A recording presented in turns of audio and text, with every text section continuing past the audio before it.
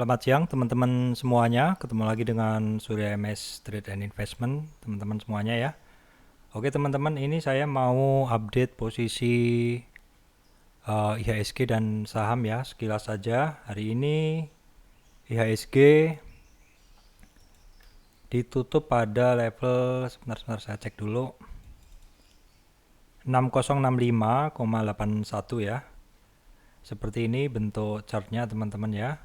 Jadi menurut view saya, itu saya mau sampaikan saat ini di dalam tren kenaikannya IHSG dari bulan, saya tariknya dari sekitar September ya, akhir September atau awal Oktober, itu saya tarik trennya ke sini ya. Oke, saya warnain kuning.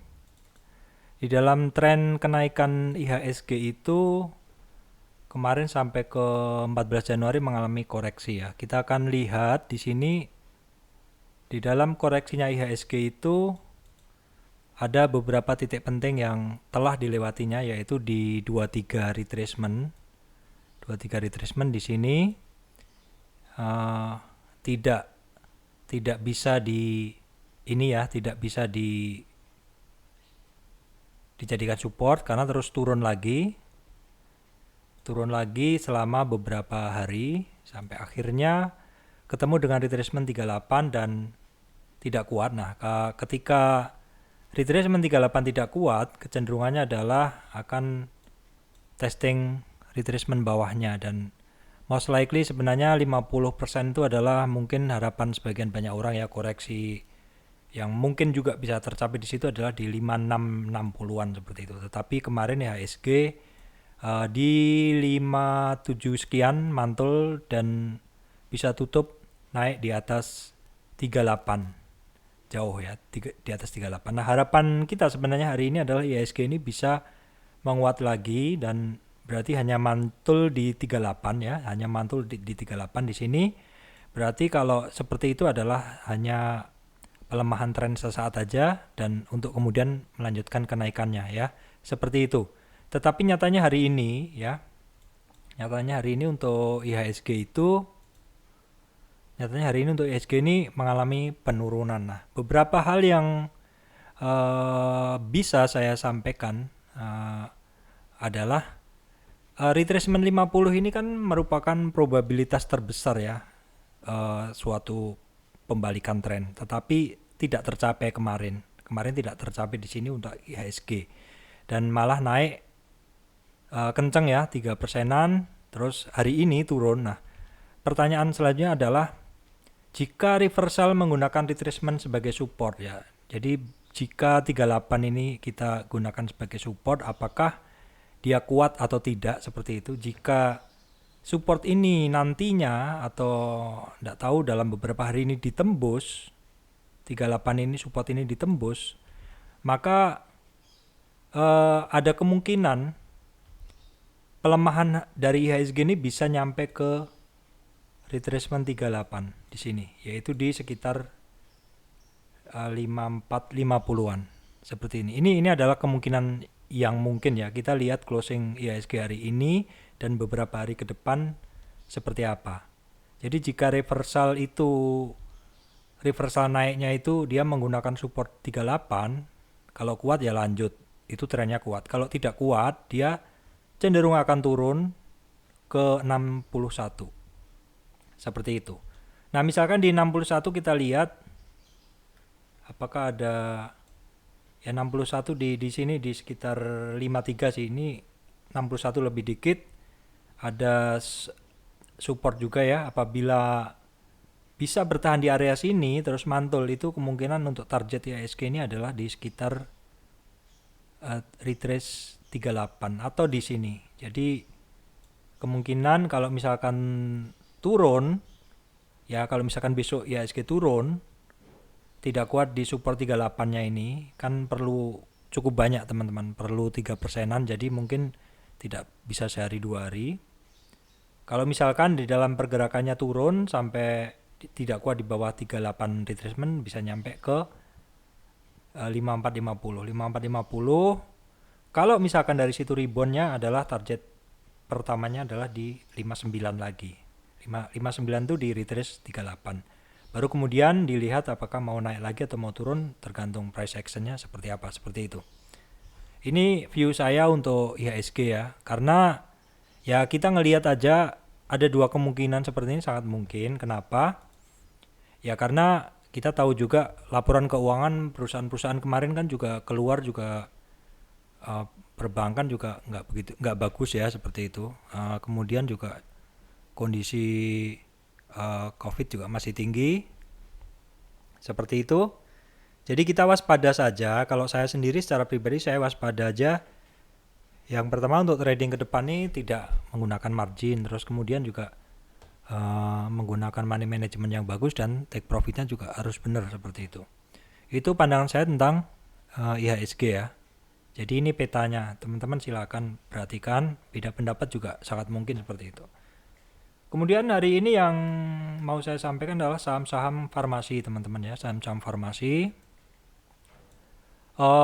Seperti KF, yang waktu itu saya bilang KF itu ada beberapa poin penting. Yang pertama, area demand di sini ternyata tidak disentuh sama sekali, ARB terus. Kemudian demand di sini yang berdasarkan konsolidasi di sini juga nggak disentuh. Nah, kemudian selanjutnya adalah nih, jelas di sini ada area demand banyak. Dan hari ini ternyata cukup menggerakkan minat orang untuk membeli saham KF seperti itu. Jadi KF saat ini ya menarik karena ada area demand atau orang berkeinginan membeli ada di sini seperti itu. Kalau INAF juga sama. Kalau INAF, nah INAF juga pas di area sini, bentuknya sama dengan KF tadi, ada area demand. Seperti itu, saham farmasi masih menarik menurut saya ya. Jadi kalau Anda mau positioning ya dekatkanlah dengan area demand seperti ini. Kemudian untuk IRA, nah ini tepat sekali juga teman-teman. IRA dari kemarin kan tidak terbentuk adanya area demand, konsolidasi nggak ada. Memang ini coretan saya sebelumnya, memang baru muncul di area yang banyak konsolidasi, seperti itu. Jadi dengan mengetahui seperti ini sebenarnya teman-teman tuh bisa mengatur kalau udah nyangkut di saham seperti ini, ya kalau udah terlalu dalam ya jangan cut loss gitu loh, diatur aja. Nanti mau average down di mana, usahakan di dekat-dekat harga-harga konsolidasinya di sini, kemudian di area sini seperti itu. Ya, itu tekniknya.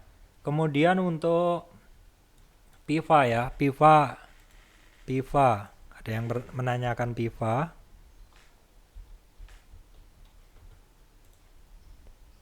Nah, PIVA ini kalau kita lihat sebenarnya kan cukup banyak ya, dia ada, saya hapus dulu. Sebenarnya dia kan ada cukup banyak areanya. Ya, kita gambar dulu ya. Area konsolidasi itu sebenarnya udah mulai ada di sini. Di sini ini ada juga nih, seperti itu ya. Nah, seperti ini sebenarnya ada juga. Sebenarnya sih dia cukup banyak lah dibanding IRA tadi. Nah, cuman masalahnya saya nggak begitu hafal ya, dia itu model istilahnya bid offer yang tipis atau gimana. Cuman untuk saat ini memang sudah masuk area konsolidasi dia. Jadi kalau misalkan teman-teman yang pegang barang di atas di sini, kalau kemarin cut loss itu ya sayang banget sebenarnya sayang banget, karena area itu adalah area demand seperti itu loh, area demand seperti itu. Nah teman-teman perhatikan model pergerakan dari PIVA ini kan volumenya akan kencang ketika dia bergerak. Jadi teman-teman harus hafalin pola-pola seperti ini karena pola-pola ini akan cukup berulang. Jadi ketika teman-teman masuk, jangan pas volumenya besar seperti ini cenderung naik terus bikin jarum aja gitu. Jadi usahakan kalau seperti ini, teman-teman tuh masuknya itu pada saat slow. Jadi area slow tuh area ini. Area slow tuh area ini slow. Area slow tuh area yang justru bukan ada spike. Ya area slow tuh ya area ini. Area orang konsolidasi seperti ini.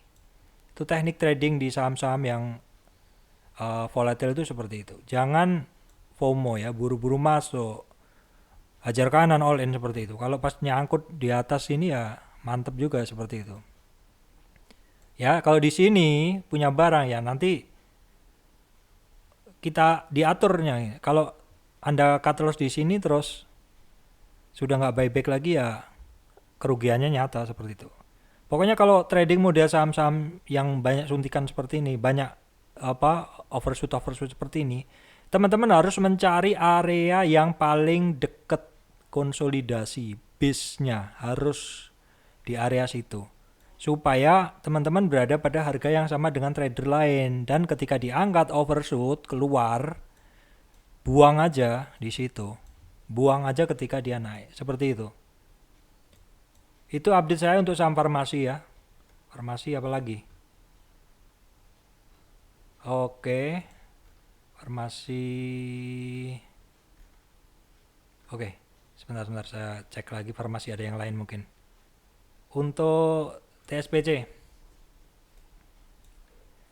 TSPC sama teman-teman, masih di area range yang sama. Hampir bisa dibilang no trend. Kalau teman-teman masuk saham seperti ini, ya teman-teman masuknya harus area deket-deket yang seperti ini. Area konsul-konsul gini harganya kan mepet. Kalau teman-teman masuknya pas naik kemarin ya di tiang bendera aja sendirian. KLBF seperti di chart saya sebelumnya nggak pernah berubah, alias memang dia no trend. Ya kembali ke asalnya lah seperti itu. Memang seperti ini aman, cuman ya teman-teman pasti tidak profit kalau trading seperti ini karena harganya tidak kemana-mana seperti itu. Oke teman-teman, demikian update saya siang hari ini untuk saham farmasi dan kondisi IHSG. Terima kasih teman-teman semuanya.